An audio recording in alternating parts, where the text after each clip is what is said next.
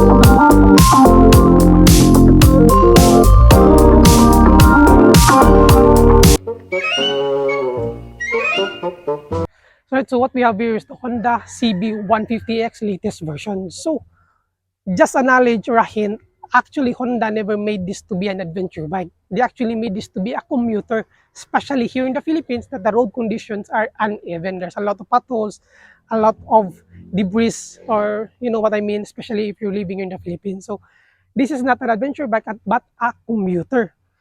So when the Honda released the 500 CBX, a lot of people complained that they wanted a lower displacement, which is more affordable to the people. So that's also the reason why Honda finally released this one. So one nice thing about the Honda CB150X, as you can see it, even though it's a 150cc, it resembles a big bike. Quality of plastic is nice. Showa suspension, front and rear. Fuel capacity is 12 liters. So those are the things that you will get. So again, the price point of this is 173,900. So which is, I wanted to say expensive, but right now in the market, it's just the same prices with the, the CBR, MT-15, XSR. So it is on its market value or in the same as its competitor's price point. So let's go to the engine specs first and let's discuss furthermore. So the first thing that we should check is the quality of plastic. Alright, quality of plastic is actually nice. CB150 here design. Hope that you can see that. Some grab rail. I don't know what's this one called, I forgot. But you actually put your bag here and tie a rope, or I don't know, just the things that you need to do. CB150X logo. Side mirrors. Seat. Plastic, grab rail, tires, stock exhaust, skid plate. So skid plate is actually plastic, it's not metal. Just to clarify it. Extra protection here for the legs. Inverted fork from Showa, radiator, headers. Going to the back. So the engine of the Honda CB150X is the same with the CBR150R. So they're the same. Disc brake in front without ABS. So that's the problem. A lot of people complain that why not put an ABS. But maybe Honda is thinking for another income. Maybe next year when they update it with an ABS, so the price of it will be increased again. Suspension for the rear is Showa. As you can see that one. So even though it does not have any assist lever clutch, and I confirmed it with Honda, the clutch lever is very light and very soft. And aside from that, the engine is very, very quiet and so refined. So let us go for the engine specs and let's see if it's worth it. For the engine, it is 149cc, single cylinder, liquid cooled 4-stroke, 4 valves, dual overhead cam, and a 6-speed transmission. So as you can see here, one nice thing about this one is I can honestly tell you that it is very easy to clean. Metal and the paint that they're using is actually nice. So again, it's a Honda. We don't complain about that one. Horn is here. So maybe the horn is not protected enough. So maybe when mud gets in, the horn will be damaged. So for its bore and stroke, it is 57.3 by 57.84. So here's the bores, the black. And its max power is 11.5 kW at 9,000 RPM. And it provides you with a max torque of 13.8 Newton meter at 7,000 RPM. So for 150cc, this one is actually very nice. It can give you the power that you want. And later we'll have a test drive and we'll see and experience that real power of the engine. And the compression ratio is 11:3:1. Maximum RPM is 9,000. So based on its price point, is the engine power worth it for you?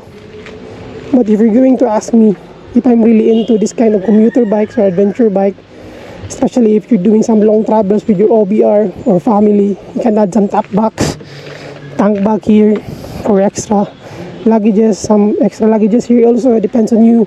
So this one is actually very, very nice.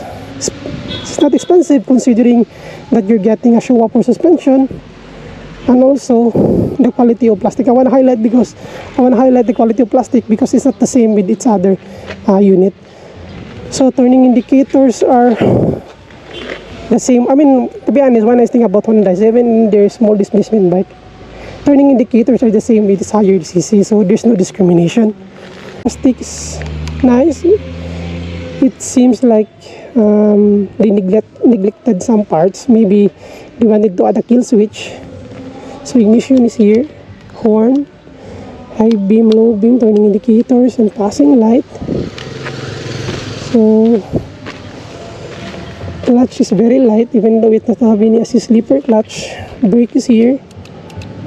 Yeah, it's not adjustable, so what you see is what you get. Display, so later we're going to go in that detail to detail. So let's go for its fuel capacity. So fuel capacity is 12 liters, fuel injected. And one nice thing about this one is it consumes fuel very, very nice. It consumes around 38 to 45 kilometers per liter.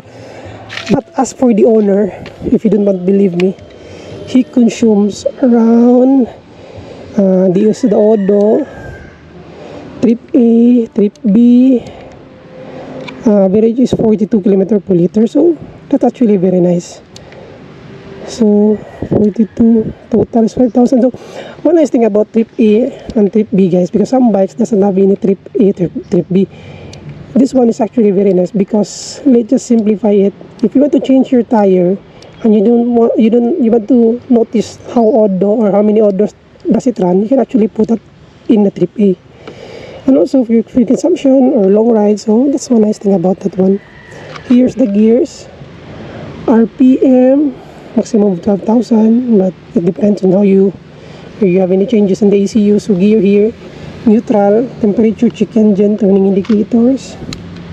So it does not have any hazard, so maybe in future they're gonna put some hazard button here. High beam, again, check engine, so select Honda logo. So fuel capacity, fuel is here, so time. And one nice thing about this one is when you turn off the engine, there's some sayings here, so see you.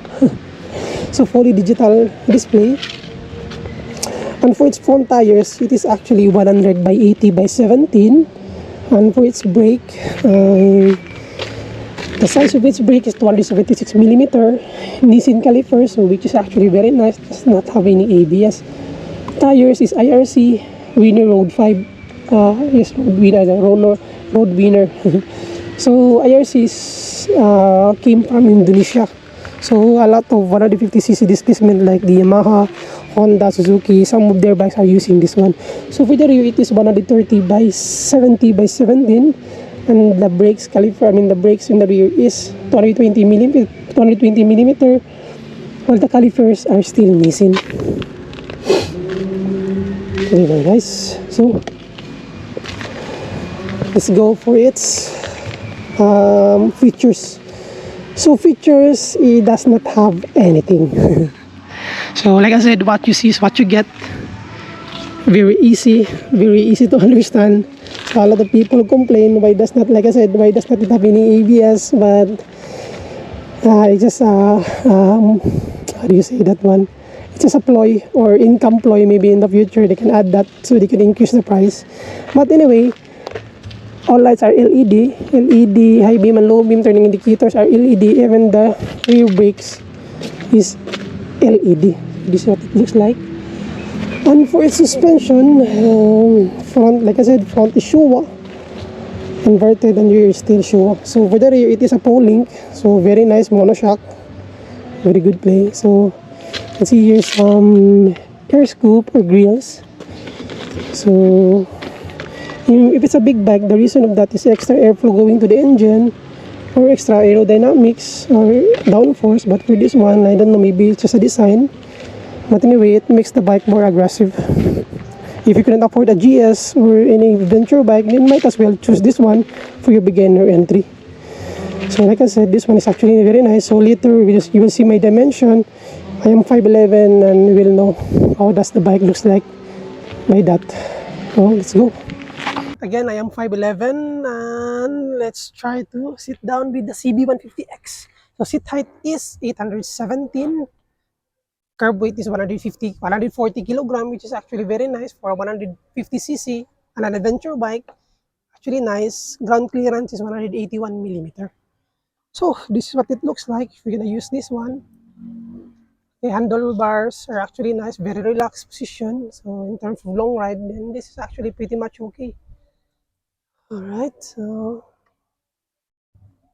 you want to do attack position. So if you want to add some extra visor, you can actually do that. But for this one, I don't complain. This is far okay. Especially for, I mean, if you're tall, then you can add more extra. But let's say if you're an average Filipino, like your height is 5'5", then this one is okay. So if you're wondering if this one is good for 5 flat, this one is actually good for those kind of people if you know how to handle the bike. It all matters on are you really prepared or are you, let's say, an expert in handling this kind of bike. So this one is actually okay.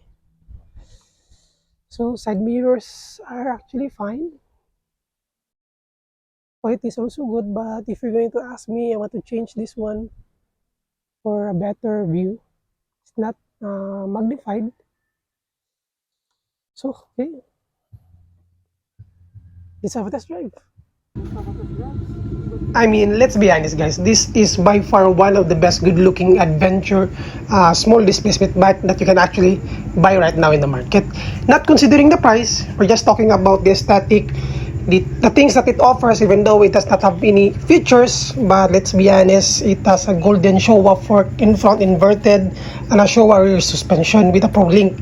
So those are the things that highlighted with this one. And also the aesthetic, if you can afford the GS, you might as well choose the bike that is more affordable, especially if you're just starting in your daily commutes or somewhat mixed riding style.